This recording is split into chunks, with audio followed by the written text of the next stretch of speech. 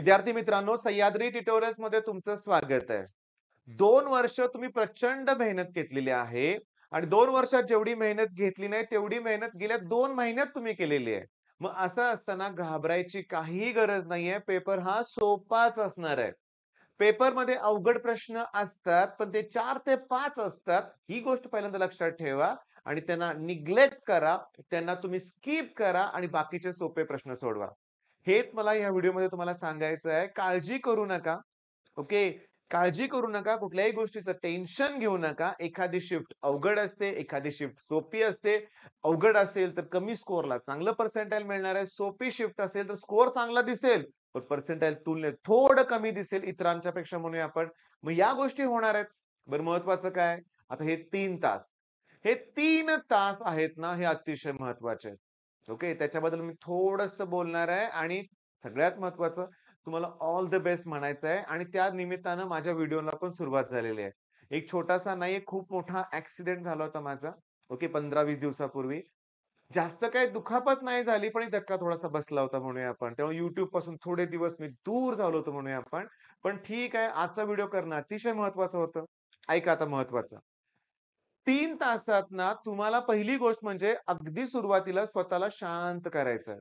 Okay. तुम्ही जेवढं मन शांत ठेवाल ना, तेवढा तुम्ही अतिशय चांगल्या रीतीनं पेपर अटेम्प्ट करणार आहे. अतिशय चांगल्या रीतीनं. बरं, इथं सगळ्यात महत्वाचं की फिजिक्स, केमिस्ट्रीच पहिल्यांदा अटेम्प्ट करायचं आहे लक्षात घ्या.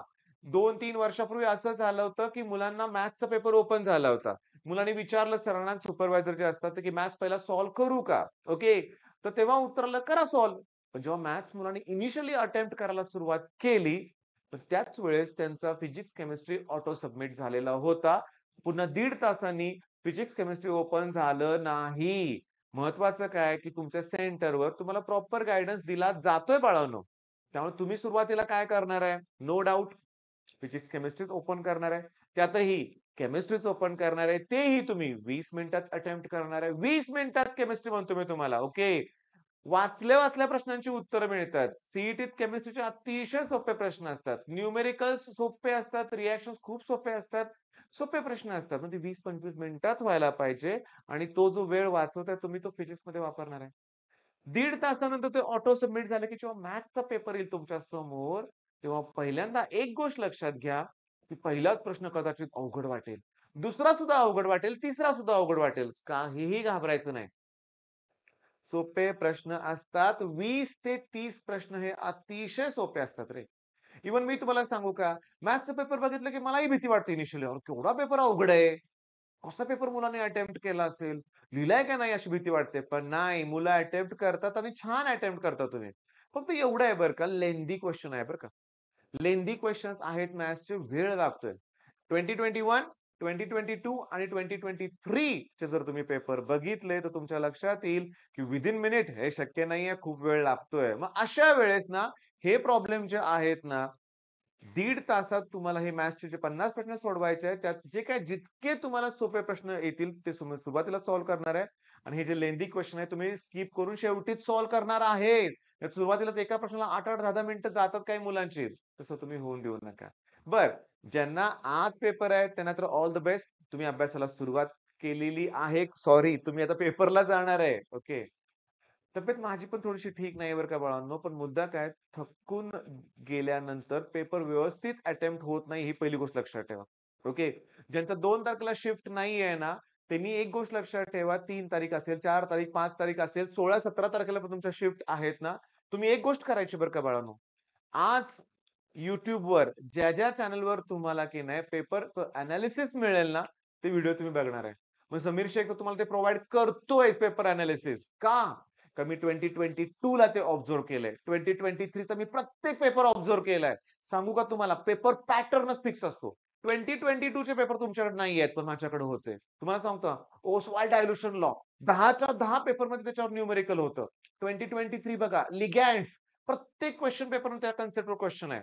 मग तुम्हाला 2 तारखेपासून पेपर झाले त्याचं अनालिसिस जर मिळालं, क्वेश्चन कुठले येतात ते कळालं ना, तर तुमच्या शिफ्टला नक्की फायदा होईल. बरं तेवढेच प्रश्न करून जायचं नाहीये. सगळंच प्रॉपर रिवाइज करायचंय. मी तुम्हाला सांगतो, आता तुम्ही फक्त केलेला अभ्यास रिवाइज करायचा आहे. जर तुमची शिफ्ट नंतर असेल तर. ओके. आणि माफ करा थोडेसे व्हिडिओ नाही अपलोड करता आले. पण मुद्दा काय? मुद्दा असा आहे, की सीईटीचा पेपर झाल्यानंतर काय करणार आहे तुम्ही? तिथेही निवांत राहणार नाहीये तुम्ही. तुम्ही पुढच्या अभ्यासाला पण सुरुवात करणार आहे. डॉक्युमेंट्स गोळा करणार आहे आणि हे तुम्ही स्वतःहून गोळा करणार आहे. बट त्याच्याबद्दल पण प्रॉपर गाईडन्स मी नंतर देईन. पण हा व्हिडिओ इथं थांबवायचा आहे मला. ऑल द बेस्ट बाळांनो. काही नाही पेपर तुम्ही छानच लिहिणार आहेत. पेपरला आत्मविश्वासाने तुम्ही सामोरे जाताय. कुठल्याही प्रकारची भीती तुमच्या मनात नाहीये. आता ॲज अ पालक मी 2 शब्द तुमच्याशी बोलतो. हां, आम्ही म्हणतो तुम्हाला, की 150च्या प्लस तो स्कोर व्हायला पाहिजे. ओके. आता होतं काय, आमची अपेक्षा असते खूप मोठी. ॲज अ पालक म्हणून बोलतोय तुमच्याशी. पण त्याचा तुम्ही तणाव घेऊ नका. ॲट द एंड तुमचा रिझल्ट आम्ही स्वीकारणार आहेच, कारण तुम्ही प्रॉपर कष्ट घेतले. त्यामुळे तुमचा स्कोर नेहमी 100च पर्सेंटाइल व्हावा हे टार्गेट असतं रे आमचं. पण जो आहे तो स्कोर आम्ही एक्सेप्ट करतो. त्यामुळे आमचा तणाव बिलकुल घेऊ नका. शेवटी आम्ही तुमच्यासाठी काय करतो, धडपड का करतोय? कारण आम्हाला तुमचं फ्युचर चांगलं व्हावं असं वाटतं. ॲज अ पालक बोलतोय म्हणजे कळतंय ना तुम्हाला मी काय सांगतोय ते. मला एवढं सांगायचं होतं, की काहीही काळजी, कुठलीही मनात शंका न ठेवता पेपर द्या. 4 प्रश्न अवघड झाले, तर सगळाच कॉन्फिडन्स घालवून बसू नका. गेल्या वर्षीच्या माझ्या टॉपरचं एक्झाम्पल देतो. मॅथ्सचे पेपर प्रश्न त्याला अवघड जायला लागले. 5-10 प्रश्न सॉल्व्हच नाही झाले. 10 प्रश्न सॉल्व्ह नाही झाले. मग त्यानंतर पुढची 15 मिनिटं त्याने त्याला स्वतःला शांत करण्यात घालवली. काही अटेम्प्ट केलं नाही. म्हणजे बघा मॅथ्सचा 1.5 तासच वेळ असतो. त्यातली 20-25 मिनिटं गेली अशीच स्वतःला शांत करण्यात. तरी देखील ॲट द एंड रिझल्ट काय लागला मग? तो आज पी-आय-सी-टीमध्ये सीएस आहे. त्याचं ओपनमधून त्यानं घेतलंय. म्हणजे महत्वाचं काय किती स्कोर झाला असेल इमॅजिन करा. मग मुद्दा असा आहे, की स्वतःवर कंट्रोल ठेवून पेपर द्या. ओके. आणि पेपर नंतर मला कमेंट्समध्ये जमलं, तर नक्की ना तुम्हाला जेवढे क्वेशन्स आठवत असतील तेवढे आम्हाला द्या. म्हणजे एनालिसिस करायला पण बरं पडेल. बरं ठीक आहे तुम्ही कोणाच्या कॉन्टॅक्टमध्ये असाल, त्यांना ते क्वेशन्स प्रोव्हाईड करा. तुमच्या मित्रांना सांगा आणि त्यांचा कॉन्फिडन्स वाढवा बरं का बाळांनो. आता हे नंतरचं मी सांगतोय. ऑब्व्हियसली पॅनिक मोडमध्ये जाऊ नका आणि पेपर कसा गेला तर अवघड गेला, प्रश्न अवघड आहेत. काही या गोष्टी अशा विचारत बसायचं नाहीये, जर तुमची शिफ्ट नंतर असेल तर. कारण तसं गेल्या वर्षी झालं होतं. मुलं घाबरली.